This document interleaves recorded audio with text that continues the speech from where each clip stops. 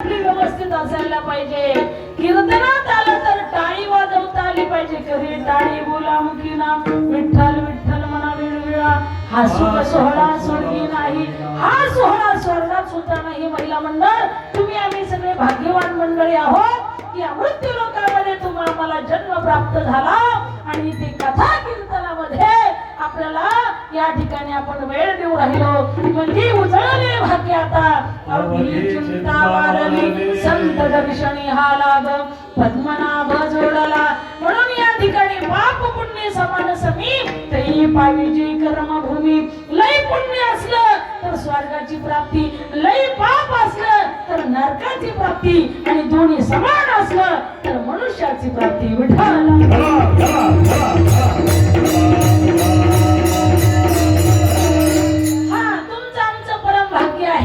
या ठिकाणी कोरोना सारख्या संकटातून सुद्धा तुम्ही आम्ही वाचलो म्हणजे आपलं काहीतरी पुण्य पाठीशी आहे. म्हणून आपण आता उर्वरित जीवन देह समर्पिते देवा भार काहीच न घ्यावा होईल आगवा तुका म्हणे आनंद. अशा पद्धतीचं जीवन जगलं पाहिजे. आपल्याला ज्या देवाची आवड आहे त्या देवाची भक्ती केली पाहिजे. म्हणून या ठिकाणी महाराज सांगतात हे जीवन परत परत नाही. नरदेही दुर्लभ जाणं शतवर्षाची गणा त्यामध्ये दुःख यातना तुम्ही आठवा मधुसूदना. तुम्ही वासुदेव वासुदेव म्हणा. काही काहीला म्हटलं ना वासुदेव वासुदेव म्हणा ते म्हणतात तसलं आम्हाला येत नाही. मग काय येतं परदेशी जाणार नाही. गाणे म्हटलं की माणसाला शिकवायची गरज नाही. एका ठिकाणी कीर्तनामध्ये मी म्हटलं भावे गावे गीत शुद्ध करून या चित्त तुझं व्हावा हे देव तरी हा सुलभ उपाव. सगळ्यांनी गीत गाचा.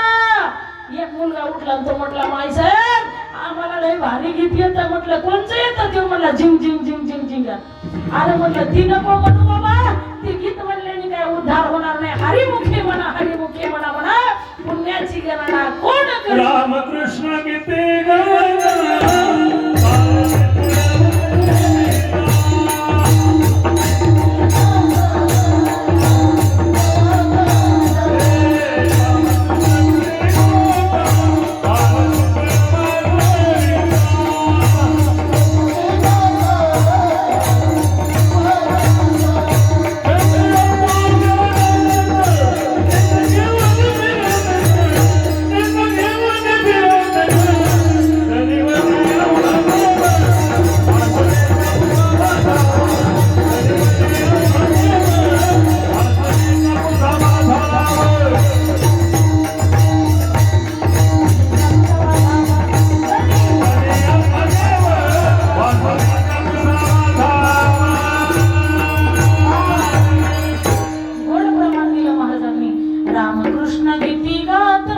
टाळ्याची फुल वाजवीत छंदे आपुलिया नाचत निज घेऊन फिरते गा.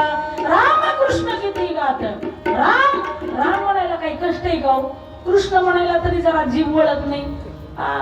ज्यावेळेस गर्गाचार्यांनी सांगितलं कर्षे येते ती कृष्ण हा यशोदा मैया तुझ्या मुलाचं नाव मी कृष्ण ठेवत आहे. यशोदा मैया म्हटली बाबा एवढं अवघड नाव ठेवू नका. माझं वय झालेलं आहे. माझी काही जीभ वळत नाही. तुम्ही जरी नाव कृष्ण ठेवलं तरी मी याला कणवा म्हणणार. हा कृष्ण का ठेवलं तर कर्षेती ते कृष्ण हा ज्याला बघितल्याबरोबर आकर्षक होत माणूस म्हणून त्याचं नाव कृष्ण. तुका म्हणे छंदे मन मोहिले गोविंदे. भगवंताला पाहिलं की त्या गवळणी घरी जात नव्हत्या महिला मंडळ. त्या गवळणी कृष्णापाशीच राहायच्या. कृष्णाचं चिंतन करायच्या. कृष्णाचंच भजन करायच्या. का इतका प्रसन्न चेहरा असावा लागतो बरं का. नाही तर सासू साठी रडे सुन आणि भावांतरीचा सासू गेली सुनबाई रडायला लागली. इकडं तिकडं लोकांनी बघितलं की थुका घेतील डोळ्याला लावते. काही काही माय म्हणतात बाय लय आरडती ग माय सुनबाई. जवळच्या म्हणल्या तुम्हाला काय माहित आहे ती आरडत होती नुसती पण डोळ्याला टिपका नव्हता. थुका लावित होती. अंतकरणातला भाव भिन्न